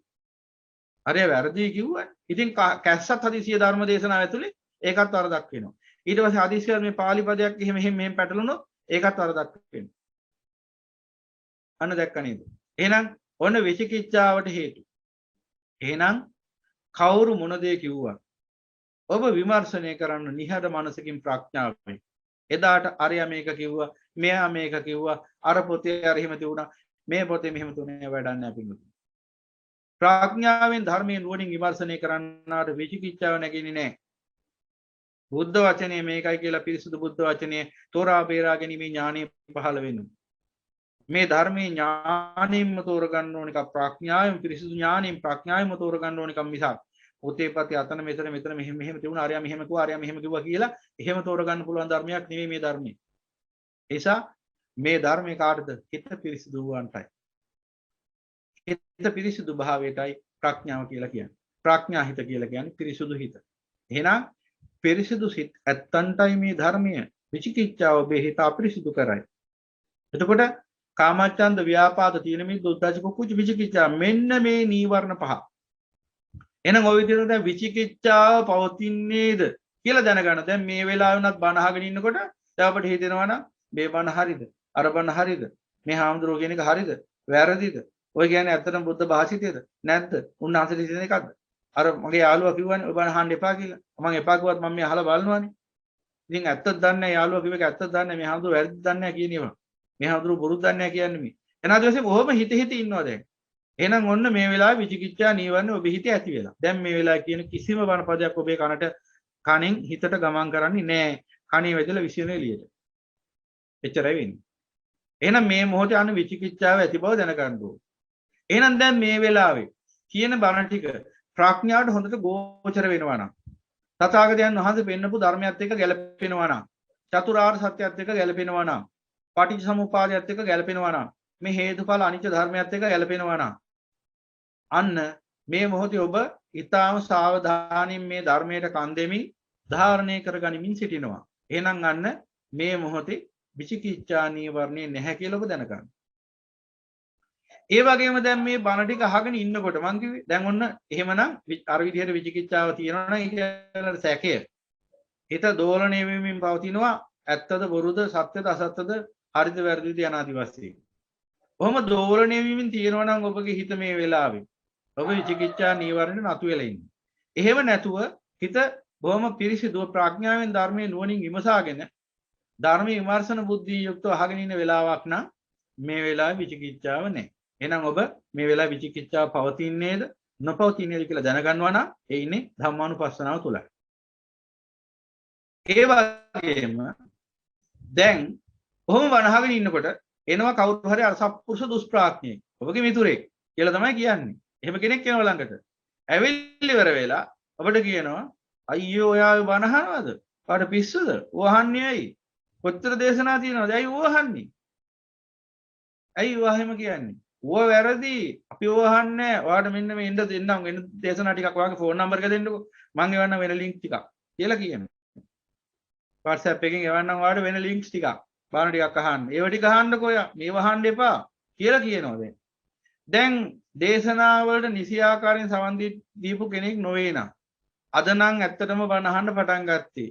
ඒ මිනිසයාට අර වගේ අසත්පුරුෂ දුෂ්ප්‍රඥයෙක් ඇවිල්ලා මිතුරෙක් වශයෙන් පෙනී හිටින සතුරෙක් ඇවිල්ලා අර කතාව කිව්ව ගමන් මොකද වෙන්නේ? අන්න එතන ඉඳලා විචිකිච්ඡාව උපදිනවා. අන්න අනුප්පන්නස්ස විචිකිච්ඡස්ස උප්පාදෝ හෝති. අන නූපන්නා වූ විචිකිච්ඡාව උපදිනවා දැන්. එතන ඉඳලා දැන් කල්පනා කරනවා එහෙනම් මේ බණ බොරුත් දන්නේ මේක අහලා වැඩක් නැද්ද දන්නේ හරිත් දන්නේ මේ ධර්ම වැරදිත් දන්නේ අපරාධිත් දන්නේ මම මේක අහන එක. ඔන්න ඔහම අහහා ඉන්නකොට ඔය විචිකිච්ඡාව උපදින තැනකට ආපු ගමන් ඔබ මේ ධර්ම දේශනා අහන එක පැත්තකට දාලා අතහැරලා දාලා නිකන් අහන්නේ. එහෙනම් අන්න නූපන් විචිකිච්ඡාව ඉපදුනා කියලා දැන් දැනගන්න ඕනේ. ඒ වගේම තමයි දැන් ඒ වගේම දැන් මේ විචිකිච්ඡාව ගැන කිව්ව බණ ටිකක් අහන් හිටියනම් දැන් ඔබ දැනගන්න විචිකිච්ඡාව පහ කරගන්නේ කොහොමද? විචිකිච්ඡාව පහ කරගන්න නම් ඔය එක එක්කිනාගේ කටපල්ලෙන් වැටෙන වචන වලට කන් දෙන්න යන්න එපා. සම්මා සම්බුදු පියාණන් වහන්සේ දේශනා කරපු ක්‍රමයක් තියෙනවා. දැන් මම පෙන්ලා දෙන ඔබට ඒ ක්‍රමය මොකක්ද කියලා හොඳට අහගෙන ඉන්න. නීවරණාහාර සූත්‍රය ඇසුරෙන්. ඒ ටිකත් අහගන්න. එතකොට මේ සේරම ප්‍රශ්න වලින් නිදහස් වෙන්න පුළුවන්. එතකොට ඔබට පුළුවන් විචිකිච්ඡාවෙන් නිදහස් වෙන්න. කොහොමද නිදහස් වෙන්නේ කියලා මම දැන් පෙන්ලා දෙනවා. එහෙනම් ධර්මයේ නුවණින් විමර්ශනය කරන මිනිසෙක් වෙන්න. කවුරුවත් කියන දෙයට නටන්න එපා.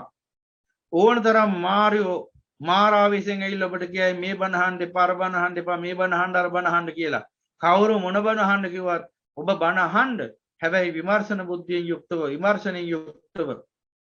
ඔන්න විචිකිච්ඡාවෙන් නිදහස් වෙන ප්‍රධානම ක්‍රමවේදයේ විමර්ශනය, විමසීම. කවුරුවත් කියන්නා කෙසේ කීවත් අසන්නා සිහි බුද්ධියෙන් ඇසිය යුතුයි කිය ඔන්න විචිකිච්ඡාවෙන් නිදහස් වෙයි. එහෙනම් පිටුතුනි ඔන්න විචිකිච්ඡා නීවරණය ගැනත් යම්කිසි සඳහනක් කළා. ඔය විදිහට දැන් කාමච්ඡන්ද ව්‍යාපාද තීන මිද්ද උද්ධච්ච කුක්කුච්ච විචිකිච්ඡා කියලා නීවරණ පහක් තියෙනවා. මේ නීවරණ තමන්ගේ චිත්තසංතානයේ පවතිනවා කියලා දැනගන්න. නොපවතිනවා නම් නොපවතිනවා කියලා දැනගන්නවා. යම් මොහොතක යම් හේතුවක් නිසා හටගත්තා නම් හටගත්තා කියලා දැනගන්නවා. උතුම් වූ ධර්මයේ සිහි කිරීමෙන් විදර්ශනා සමත ක්‍රමයෙන් මේ නීවරණ පහ වුණා නම් පහ වුණා කියලා දැනගන්නවා. මෙන්න මේ ආකාරයෙන් ඔබ වාසය කරයි නම් ඔබ ධම්මානුපස්සනාවෙන් යුක්තව වාසය කරන ආර්ය ශ්‍රාවක පින්වතෙක්. ඔබට සතර සතිපට්ඨානේ ධම්මානුපස්සනාවේ නීවරණ පබ්බේ වැඩෙනවා. එහෙනම් ඔබ නීවරණයන්ගෙන් නිදහස් වෙච්ච සමවත් චිත්ත ස්වභාවයෙන් යුක්ත වාසය කරන කෙනෙක්. එහෙනම් මේ නීවරණ පවතිනකොට සිතේ පවතින ස්වභාවය මොකද්ද? දුෂ්ප්‍රාඥ ස්වභාවය. ඒ කිව්වේ කොච්චර බණ ඇහුවත් තේරෙන්නේ නැහැ. මොනතරම් පැහැදිලි කරලා උද්දේශ නිर्देश පටිනිर्देश අටුවා ටීකා ටිප්පණි සන්න දක්වා විග්‍රහ කළා තේරෙන්නේ. ඇයි ඒ? හිත අපිරිසුදු වෙලා තියෙන්නේ නිසා, ප්‍රඥාව මොට වෙලා තියෙන්නේ නිසා කොච්චරවත් ධර්මය වුණාට වැටහෙන්නේ නැහැ. ඒ නිසා තමයි වයසට ගියාම ගොඩක් වෙලාවට ওই නීවරණ බහුලයි හිතවල. නීවරණ බහල ඔබ මේ අත්දැකීම ඕනනම් බලන්න පුරුදු කියලා. ඔය ගෙදරින් ඔය ජීවිතේ හොඳම කාලේ පුළුවන් තරම් මේ කාම ලෝකේ සෙල්ලම් දාලා බඩ පිණුම්, කර පිණුම්, උඩ පිණුම්, යට පිණුම් ඔක්කොම ගහලා අන්තිමට බැරි වුණාට පස්සේ රේඩි එකක් බොරුවට ලං කරගෙන බණ අහන ආච්චියම කෙනෙක් ගාවට නැත්නම් සීයා කෙනෙක් ගාවට ගිහිල්ලා හොඳ බණක් දාලා දෙන්න බල. කොච්චර දුරට අහයිද බල. අහගෙන ඉන්නත් බෑ එකක්. අහගෙන හිටියමයි කියනකො. ආගෙන හිටියට පස්සේ අහන්නකො ආච්චියම්ම එක බණපදයක් ඇහුවද? ඇහුව බණ. එකක් කියහම් බලන්න කියේ. එකක්වත් කියා ගන්න බෑ. ඒකට හේතුව තමයි නීවරණ බහුලයේ හිතේ. ඉතින් බොරුවට කියනවා අර නාලිකාවෙන් බණ ඇහුවා, මේ නාලිකාවෙන් බණ ඇහුවා. ඔහොම ඇහුවාම කියනවා ඉතින් කවුද රැවටෙන්නේ? Taman නේද? මෙච්චර දුෂ්ප්‍රඥ කමකට නෙමෙයි බුදුරජාණන් වහන්සේගේ ශ්‍රාවකයෝ කියන්නේ. ඉබ්බඳු මිනිසයන්ට නෙමෙයි බෞද්ධයෝ කියන්නේ. ඒ කියන්නේ ඒ තරම් ලාමක තැනක ඉන්නවනම් මිනිසෙක් චින්තනෙන් ඥානින්. ඒ බෞද්ධයෝද? ඒ කියන්නේ තමන්ව රවට්ට ගන්නවා. හොඳටම දන්නවා බණ පදයක්වත් ඇහුන්නේ නැහැ කියලා රේඩිය එක දාගෙන. ඒත් ඇවිල්ලා අපට කියනවා බණ ඇහුවා කියලා. ඉතින් ඒ බඳු මනුස්සයන්ට මොන නිවනක්ද? නිවනක් නෙවෙයි පින්වතුනි මිනිසුන්ට සුගතියවත් නෙවෙයි. මේ මෙහෙම කියන්නේ ඇයි බන? මේ දුෂ්ප්‍රාඥ කමින් ඔබ මුදවන්නේ. දැන් ඔබ ඕකේ හිටියා කියලා අපට ඇති හානිය මොකද්ද? අපට කිසිම ප්‍රශ්නයක් නැහැ. භික්ෂුන් හැටියට. ඔබ කොයිතරම් දුෂ්ප්‍රාඥ ජීවිතයක් ගෙවුවත් භික්ෂුන් හැටියට අපට ඒකෙන් අගතියක් සිද්ධ වෙන්නේ නැහැ. ඔබටම තමයි විනාශය සිද්ධ වෙන්නේ. එහෙනම් මේ දිවාරය නැතුව කෑකෝසම් ගහමින් අරගල කරන්නේ ඔබ දුෂ්ප්‍රාඥකමින් නිදහස් කරන්න. තථාගතයන් වහන්සේගේ අමා දහමින් ඔබ සූපත් කරන්න. ඒ බව සිහිපත් කරගන්න. එහෙනම් නීවරණ පහ වුණා මේ හිතේ පවතින චිත්ත ස්වභාවය මොකද්ද? පිරිසුදු චිත්ත ස්වභාවය. මොකද නීවරණ පහ වෙච්ච චිත්ත ස්වභාවයට තමයි කියන්නේ මතක තියාගන්න සමතය සමත සමාධිය කියලා. සමතය කියන්නේ නීවරණ සමතයට පත් වෙච්ච ස්වභාවය. ඒ කිව්වේ කාමච්ඡන්ද ව්‍යාපාද තීන මිද්ද උද්ධච්ච කුච්ච විචිකිච්ඡා කියන නීවරණ පහ වෙලා පවතින යම් චිත්ත ස්වභාවයක් පවතිනනම් මෙන්න මේ වෙලාවේ පවතින්නේ සමතය. දැන් මේ වෙලාවේ ඔබ අහනවා. ඔබ දැන් කිංක සිහි කරලා බලන්න. මේ වෙලාවේ කාමයේ පිළිබඳ කැමැත්තක් හිතේ තියෙනවද? නැත්නම් කාමච්ඡන්දයෙන් තොරයි. මේ වෙලාවේ වෛරයක් තරහක් හිතේ ක්‍රෝධයක් ද්වේෂයක් තියෙනවද? නැත්නම් මේ වෙලාවේ ව්‍යාපාද නීවරණයෙන් තොරයි. මේ වෙලාවේ හිතේ අලසකමක් කුසීතකමක් කය අලසකමක් කුසීතකමක් තියෙනවද? එහෙම නැත්නම් ඔබ තීන මිද්ද නීවරණයෙන් නිදහස් තොරයි. මේ වෙලාවේ හිත විසිරී යනවද කොහේ හරි? අර ඉසලක වගේ අරමුණු වල විසිරී යනවද? එහෙම නැත්නම් මේ හිත මේ වෙලාවේ තැවෙමින් පසු වෙනවද? ඒ උද්දච්ච කුච්ච ස්වභාවයන්ගෙන් තොරණ මේ වෙලාවේ උද්දච්ච කුච්ච නීවරණයෙන් ඔබේ හිත නිදහස්. ඊළඟට මේ වෙලාවේ මේ අහන බණපදයේ ගැන සැක උපදව ඒක හරියද මේක හරියද අරක හරියද කිය දහසක් ප්‍රශ්න කර කර තමන්ගේ හිතත් එක්ක තර්ක වාද කරමින්ද බණහන්නේ. එසේ නැත්නම් ඔබ මේ වෙලාවේ චිත්තාකේ නීවරණයෙන් නිදහස්. එහෙනම් මෙන්න මේ කිව්ව කාමච්ඡන්ද ව්‍යාපාද තීන මිද්ද උද්ධච්ච කුච්ච විචිකිච්ඡා කියන නීවරණ පහෙන් තොර නම් ඔබේ හිත ඒ කියන්නේ මේ වෙලාව ඔබ ඊටාම් පිරිසුදු සිතකින් සමත සමාධිය යුක්තව වාසය කරන්න. පඨමේව සමාධි පච්චේක ඥානං. එහෙනම් ඔන්න ඔය හිතේ උපදිනවා ඥානෙද? මොන ඥානෙද? විදර්ශනා ඥානෙ. ඒ නිසායි භාග්‍යතුන් වහන්සේ දේශනා කළේ යමෙක් උතුම් වූ අමා ධර්මය අසමින් වාසය කරන මොහොතක සමත විදර්ශනා යුගනද්ද වැඩෙනවා කිය. දැන් එනවා ඔබ සමතය දැක්කා. සමතය කිව්වේ නීවරණ වලින් තොර ස්වභාවය හිතේ. නීවරණ පහ වෙච්ච ස්වභාවය, පිරිසුදු චිත්ත ස්වභාවය. විදර්ශනාව කිව්වේ ඒ සිතේ නැගින ප්‍රඥාව. එහෙනම් මේ වෙලාවේ පිරිසිදු හිතයි ප්‍රඥාවයි දෙකම එකට පවතිනවා සමත විදර්ශනා යුගනද්ද වැඩෙන. එහෙනම් මේ වෙලාවේ ඔබ භාවනා දෙකක් වඩන කෙනෙක් එක සැරේ. සමත භාවනාවත් වඩනවා විදර්ශනා භාවනාවත් වඩනවා. එහෙනම් ඔබ දැන් භාවනා කරමින් තමයි ඉන්නේ. එහෙනම් අපි දැන් ඊතුරු දහම් ව්‍යාකරණයන්ට ගමන් කරනවා. දැන් බුදු පියාණන් වහන්සේ එහෙනම් ඒ ආකාරයෙන් දේශනා කරනවා අපට මෙන්න මේ ආකාරයෙන් මහාන අජ්ජත්තාව බහිද්ධාව යනාදි වශයෙන් අභ්‍යන්තර සහ බාහිර ධර්ම අනුව නුවණින් මෙනෙහි කරමින් වාසය කරන්න ඇස කන නාසය දිව ශරීරයේ මනස රූප ශබ්ද ගන්ධ රස ස්පර්ශ ධර්ම අනුව මෙන්න මේ ධර්ම එකට එකක් නීවරණයන්ට හේතු වෙනවාද හේතු නොවෙනවාද මේවා ඇසුරින් නීවරණ උපදිනවාද නූපදිනවාද ඉපදුනා වූ නීවරණ පහ වෙනවාද යනාදි වශයෙන් ඒ නීවරණයන්ගේ ප්‍රහාණයක් ඇද යනාදි වශයෙන් මෙන්න මේ ආකාරයෙන් නීවරණ වල සමුදය නිරෝධය දකිමින් වාසය කරන්නේද ඔබ ධම්මානුපස්සනාවෙන් යුක්ත වාසය කරනවා.